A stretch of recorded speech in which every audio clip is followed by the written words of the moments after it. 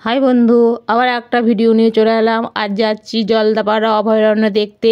এখন যাচ্ছি জলদাপাড়া ব্রিজের ওপর দিয়ে, তারপর আমরা অভয়ারণ্যে চারিদিক ঘুরবো। শুনেছি এখানে বানেতে প্রায় পশু পাখি সব চলে গিয়েছে ভেসে। প্রচুর বান হয়েছিল, ব্রিজও ভেঙে গিয়েছে। তাই আমরা এখন অভয়ারণ্যের দেখতে দেখতে যাচ্ছি। এরকম দেখছো, এটা অভয়ারণ্যের ব্রিজের প্রচুর জল, দেখছো কিরম জলের স্রোত। এই ব্রিজটাও ডুবে গিয়েছিল। এখন আমরা গাড়ি করে অভয়ারণ্য দেখতে দেখতে যাচ্ছি। বিশাল বিশাল জঙ্গল, ভেতরে অনেক পশু পাখি থাকে, বাঘও দেখা যায় মাঝে মাঝে, চিতাবাঘও দেখা যায়। কেন এখন একটা বড় বান হয়ে গিয়েছে বলে অনেক কিছু পশু পাখিও ভেসে চলে গিয়েছে। আমরা তাই দেখতে পেয়েছি ভাগ্যের কৃপায় ময়ূর আর হাতি, এক দল হাতি আমরা দেখেছি, সেটা তোমাদের আমি দেখাবো।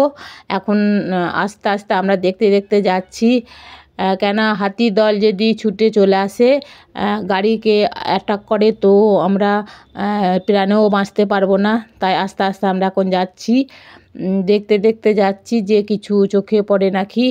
আমরা একদল হাতি দেখতে পেয়েছি। এই দেখো, ওই যে দূরে একদল হাতি, অনেক অনেক গভীর জঙ্গলের ভেতরে হাতিগুলো আছে। আমরা অস্পষ্ট মধ্যে দেখেছি, ভালো করে দেখতেও পাইনি, কেন অনেক দূরে আছে, তো আমরা অত দূরও যেতে পারবো না।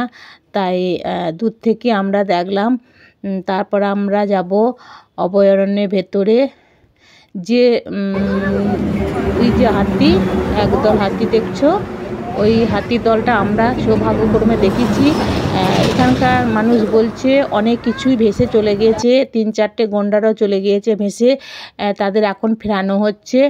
আর এরপর আমরা চলে আসলাম অভয়ারণ্যের ভেতরে, যেখানে একটা ব্রিজ ভেঙে গিয়েছে, নতুন করে একটা পাটা দিয়ে পাটাতনের ব্রিজ করে দিয়েছে। গাড়ি ফাড়ি যাওয়া হচ্ছে না, আমরা হাঁটতেই অরণ্যের ভেতর দিয়ে যাচ্ছি। সেখানেও প্রচুর বান হয়ে গিয়েছে, জলে থই থই করছে, এখনও কাদা হয়ে আছে, মানুষের পশুর পায়ের ছাপও আছে। তাই আমরা এখন ব্রিজের ওপর দিয়ে ভেতরে জঙ্গলের ভেতরে যাব। তখন এই রাস্তা দিয়ে টোটো বা গাড়ি করে বন বা পশু পাখি দেখতে দেখতে যেত। যেহেতু ব্রিজ ভেঙে গিয়েছে, তাই এখন আর গাড়ি যাওয়া হচ্ছে না, বা পশু পাখিও অনেক কমে গিয়েছে। তাই আমরা হাঁটতে হাঁটতে দেখতে দেখতে যাচ্ছি। আমাদের অনেকজনই যাচ্ছে দলের মধ্যে।